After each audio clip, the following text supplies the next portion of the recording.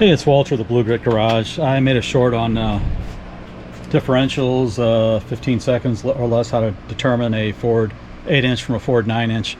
So I've got some differentials and things laying around. I kind of do a little bit of a longer version. So, and also the 6-cylinder Mustangs, they had a 7 1/4 rear end, which has a cover on the rear of the differential.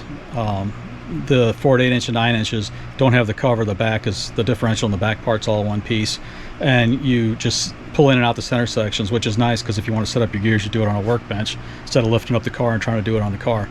The 6-cylinder Mustangs, the 7 1/4, I think from what I remember on those, the automatics I think had like a 280 gear, and the stick shifts had a 320 gear. So if you wanted a little more pep, you can put the stick shift differential into the automatic car, and it'll give you a little more oomph. But we're talking mainly about the 9-inch and the 8-inch with the removable center section. And the quick way to check is if you can get a socket straight on, it's an 8-inch on that very bottom bolt. If it's angled and you have to use an open end, it's a Ford 9-inch. The Ford 8-inches came a couple different ways. This one has the stronger honeycomb front end housing, and then this 9-inch, well, this 9-inch is an early one. It doesn't even have a drain plug. It has a place for it. Some of the early Fords had the drain plug on the actual differential housing, like the 57 Fords had that. But here's, kind of one of the weaker ones, and the 8-inches have a weaker one too, or it's just a rib like that. This is upside down. This is it's called a 9 Plus. It's an aftermarket. I'm not sure if they're still in business. I'm trying not to knock that over. Okay, and that's the honeycomb. And if you get like a factory Ford one, it'll have an N here for nodular. This just has a 9 Plus, says nodular here. The thing that makes the Ford 9-inches strong is the center part with the pinion gear. You have this extra, the pinion gear has 2 bearings on it, and some of the other cars, that's just the support and that was it. But the Ford, on the back of the pinion, you have a little place that rides in a third bearing, so that's what makes it strong.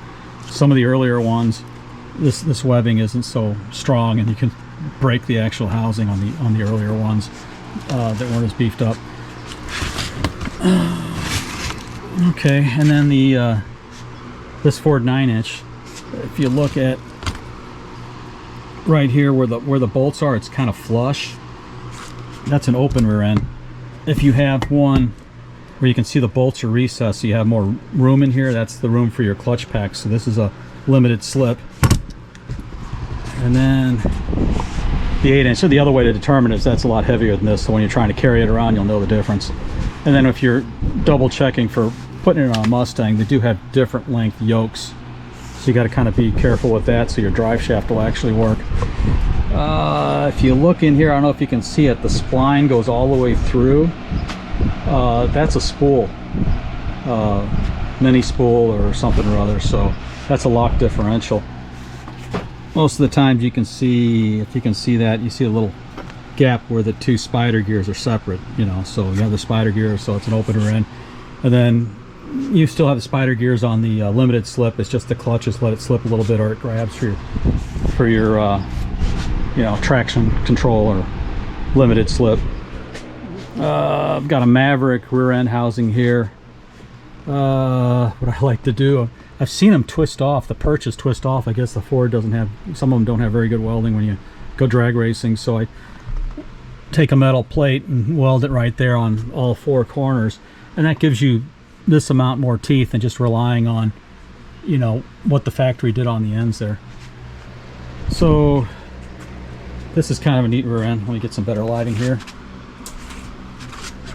This rear end was Ford, when they were starting to phase out the 9-inch and going with the 8.8, they had all these truck housings. You can tell how it's kind of sloped right there. It's beefier, and instead of just a slight tube just going right into the differential, you can see that it goes out a lot farther.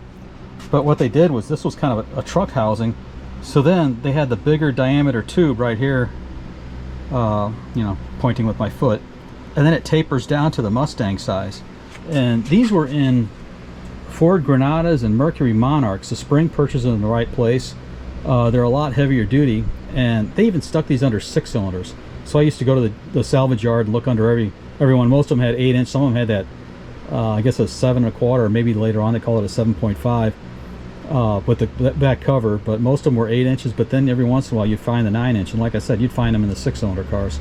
The gear would be a 275 or 279 or something gear. Oh no, I'm sorry. The gear was a 245 gear. So it was a kind of a crappy gear, but the housing's a lot nicer, a lot stronger. I didn't do the extra welding here. This is the rear end I'm going to probably try using for the Maverick. It's the other side. I'm going to have a friend weld a plate on this end because you can see it's kind of ugly. Whoever had it somehow was laying in the dirt, and it's getting pretty thin, so I'm just going to put a 1/4-inch or 1/8-inch steel plate there. Now this is a Ford 9-inch, and you can see how I was talking about it doesn't go out as wide. I did do the plates on this. This is from a 57 Ford, and actually, and that's too heavy to do anything with it. It's got let's see. Well, the back is totally rounded off. Right here, and a little bit of spot right there, it's actually flattened out. It's round, flat. But the one thing interesting about the 57 Ford ones, and I was trying to feel if there was a fill plug on here somewhere, but I know, and it's too heavy to lift up, there's an actual drain plug on the bottom. The 57 Fords had drain plugs on the bottom, so somehow you can drain it and change the fluid without pulling the thing apart, which is kind of neat. So, and then the different sizes. The 57 Ford, the perches are the same as the Mustang. The Granada is the same as the Mustang. The Maverick is the same as the Mustang. So, it's kind of neat having a Mustang. You have all these things to choose from. And then the other thing I have here is I have a chart. I'm not sure if the camera, I can't really see if it's picking up on that or not. But you have the different sizes. And these sizes are basically where the rim bolt's on. It's with the brake drum and everything on. So you can see that I should have got my glasses. I got a 75 Mustang 2.8-inch. It's 57 inches. 57, 59 Ranchero. It says in station wagon. 57 1/4, and that 57 Ford rear end I have is 57 1/4. So I guess the regular 57 Fords are the same way. The Maverick's 56 1/2, so that's pretty narrow if you want to put a Maverick rear end if you need just a little bit extra space. 57 1/4, 56 1/2, you get 3/4 of an inch more space to put your tires on if you have just a little bit of a tire clearance problem. But I guess that's about it. Hope that helps you guys. You can determine what you have. They make all kinds of fun gears. There's certain charts you can find for the different gears, see what you want to do. And I guess that's about it. If you can like and subscribe, help us out. We're trying to get that Maverick going for the 2024 No Name Nationals in Sikeston, Missouri. We need 500 subscribers. I think we're like at 160 something now. So I'm trying to hit the videos kind of hard, and it's trying to do a balance between getting videos out and actually working on the car. There's a couple issues I have trying to get a gas tank for it, and I really don't want to spend almost $500 for a gas tank, so maybe I'll just stick a plastic fuel cell in it for the race. I got to get this thing going so that I can see what drive shaft I can put in there. I might have to get a custom drive shaft. I got to get the transmission rebuilt. I've got one of those cheap Chinese Speedmaster or whatever limited slips. I'm going to put that in this one. This has a 389 gear. I was going to go with the 389 gear because that way I can actually take it out to the 1/4 mile. The 462 I'll have way too much RPM for the 1/4, even though the Sikeston thing is the No Name Nationals, the 1/8 mile track. I like to be able to use it for more than one thing. I could put the 462 and put an 8-inch in there, but I have to buy these custom axles for an 8-inch, and they're about $700. And do I really want to do that? Because of the spool, I have to run the custom axles. If I just have this and I don't put slicks or anything that says drag radial on it, then I can just run the regular axles, which will save me money now, and then if I'm going to spend $700, I'm going to spend $700 on axles for a 9-inch, not axles for an 8-inch, you know, because what else is there going to, you know, what else can break in there? Although it's pretty tough, the 8-inch does have, you can't really, yeah, you can see it, the 8-inch does have that extra bearing right in there. So it is, you know, stronger than what you think, but this is a lot stronger than what you think. So okay, hope that helps. And again, if you can hit like, subscribe, comment, that'll help us out a lot. Thank you very much. Hey, it's Walter with Blu-Grit Garage. I got my personal protective equipment on. I should have had the full screen. I think I lent it out to somebody, so gotta find that. But finally working on the Maverick. I'm gonna try to clean up this rusty piece of whatever.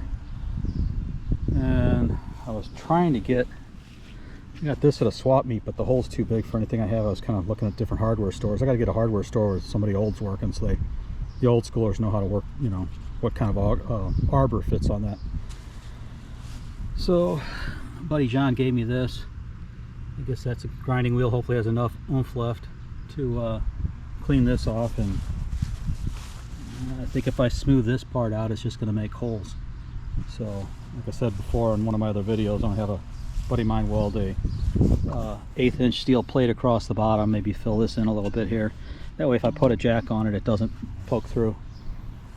So, well, starting to work on it. And Maverick's still sitting the way it was sitting from the last video.